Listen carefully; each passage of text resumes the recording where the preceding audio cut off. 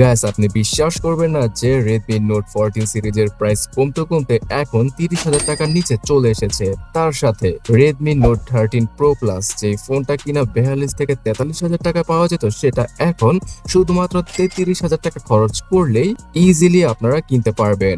So আজকের ভিডিওতে Redmi Note 13 এবং 14 সিরিজের ফোনগুলোর প্রাইস কতটা কমেছে সেটাই সম্পূর্ণভাবে জানাচ্ছি।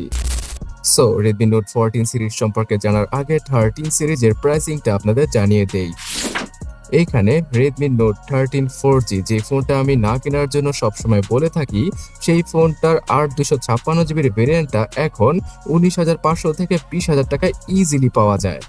এই বাজেটে 256GB ভেরিয়েন্ট পাওয়া যায়, এটা তো প্রশংসনীয়। বাট Snapdragon 685 এই চিপসেটটা আসলে এই বাজেটে না নিয়ে আপনারা যদি Poco X6 নিয়েও, যেটা কিনে এটার মতো একটা স্মার্টফোন, তবে সেখানে MediaTek Dimensity 6080 এর মতো পাওয়ারফুল চিপসেট রয়েছে, মানে বাজেট অনুযায়ী পাওয়ারফুল চিপসেট রয়েছে, সেটাকে কিনেন তাহলে সবচেয়ে বেশি লাভবান হবেন। তাছাড়া Redmi Note 13 এর যে 5G ভেরিয়েন্টটা রয়েছে, তার 628GB ভেরিয়েন্টটা 21,000 টাকায় পাওয়া যাচ্ছে।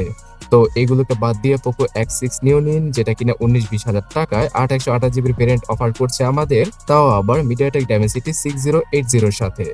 তো Note 13 এর পরে এবার 13 Pro সম্পর্কে জানাচ্ছি, যে এই ফোনটার প্রাইস 35 থেকে 40,000 টাকার মতো ছিল। তবে এখন Redmi Note 13 Pro 5G স্মার্টফোনটার Indian ভেরিয়েন্টটা, যেটা কিনা 828GB, সেটা পাওয়া যাচ্ছে 27 থেকে 27,500 টাকায়, এবং 256GB ভেরিয়েন্টের জন্য 30,000 টাকা খরচ করতে হবে আপনাকে। তাছাড়া 256GB ভেরিয়েন্ট যদি কেউ কিনতে চান, তাহলে 31,500 থেকে 32,000 টাকার মতো খরচ করতে হবে।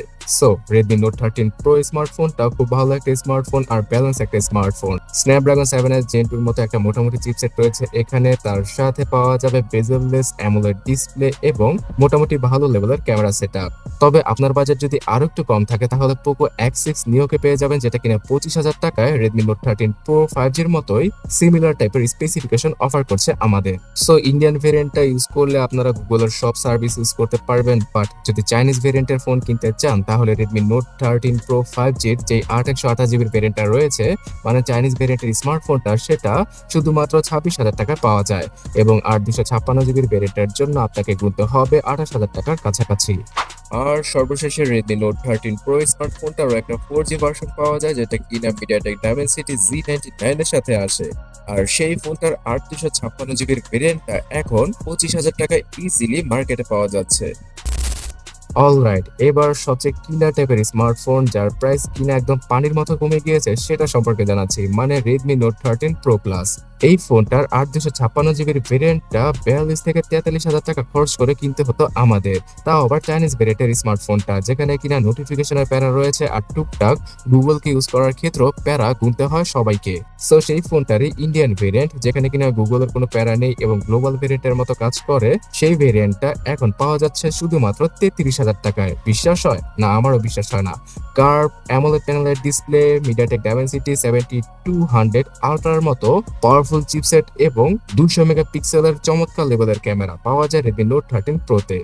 এই ফোনটার 256GB ভেরিয়েন্টটা 33,000 টাকা দিয়ে এখন আপনি চোখ বুজে কিনে ফেলতে পারেন। Oh my god. তবে 256GB ভেরিয়েন্টটা কিনতে হলে 35 থেকে 36,000 টাকা খরচ করতে হবে, এবং 512GB ভেরিয়েন্টের জন্য 38,000 টাকা গুনতে হবে আপনাকে। তাছাড়া এটার একটা গ্লোবাল ভেরিয়েন্টও পাওয়া যায়, সেই গ্লোবাল ভেরিয়েন্টের প্রাইস বিভিন্ন ভেরিয়েন্ট অনুযায়ী ইন্ডিয়ান ভেরিয়েন্টের তুলনায় 1 থেকে 2,000 টাকা সবসময় বেশি। ওকে গাইস, এখন জানাচ্ছি Redmi Note 14 Pro সম্পর্কে, যে ফোনটার 256GB ভেরিয়েন্টটা বর্তমানে পাওয়া যাচ্ছে 32,000 টাকায়।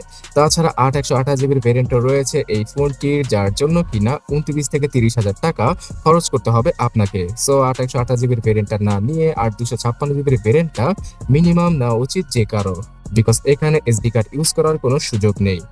এই চাইনিজ ভেরিয়েন্টের স্মার্টফোনে নোটিফিকেশনের টুকটাক প্যারা খাওয়া লাগবে, তবে বেশ কিছু সেটিংস চেঞ্জ করে নিলে হয়তো আপনারা আরামসে ইউজ করতে পারবেন Redmi Note 14 Pro স্মার্টফোনটার চাইনিজ ভেরিয়েন্টটা। তাছাড়া গুগলের সার্ভিসগুলো ইউজ করার জন্য তেমন কোনো প্যারাই খেতে হবে না চাইনিজ ভেরিয়েন্টের Xiaomi স্মার্টফোনগুলোতে। আর আপনি যদি আমাকে জিজ্ঞাসা করেন যে 12/256GB ভেরিয়েন্ট, যেটা কিনা Redmi Note 14 Pro রয়েছে, সেটা বাংলাদেশে আছে কিনা, আমি এখনো অবধি খুঁজে পাইনি। আপনারা যদি জানেন যে 12/256GB ভেরিয়েন্টটা কেমন প্রাইসে পাওয়া যায়, সেটা অবশ্যই কমেন্টে লিখে জানাবেন। ওকে, এবার জানাচ্ছি Redmi Note 14 Pro Plus সম্পর্কে। এই ফোনটার 1256 জিবির ভেরিয়েন্টটা ৩৮,০০০ টাকায় ইজিলি পাওয়া যাচ্ছে আনঅফিশিয়াল ভাবে বাংলাদেশের বড় বড় শপিং মলগুলোতে। তবে Redmi Note 14 Pro Plus স্মার্টফোনটার 16 GB র্যামের যে ভেরিয়েন্টটা রয়েছে, যেখানে কিনা 32 জিবি র্যাম পর্যন্ত ইউজ করা পসিবল, সেই ফোনটা বাংলাদেশে তেমন একটা অ্যাভেলেবল নয়। সো গাইস, আমি বলবো যে আর কয়েকটা দিন ওয়েট করতে পারেন, বিকজ এই Redmi Note 14 সিরিজের বেশ কিছু স্মার্টফোন, মানে সবগুলো স্মার্টফোনে গ্লোবালি অথবা ইন্ডিয়ান গ্লোবাল হিসেবে চলে আসবে। আর গ্লোবাল স্মার্টফোন গুলো ইউজ করে গুগলের সার্ভিসটা যে কত স্লিমলেসলি ইউজ করা পসিবল হয় সেটা আপনারা সকলেই জানেন। তবে আগামীতে এই ফোনগুলোর প্রাইস আরো কমলে আমি অবশ্যই সবার আগে ভিডিওর মাধ্যমে জানাবো। তার জন্য এখনই সাবস্ক্রাইব করে আমাদের সাথেই থাকুন। ধন্যবাদ।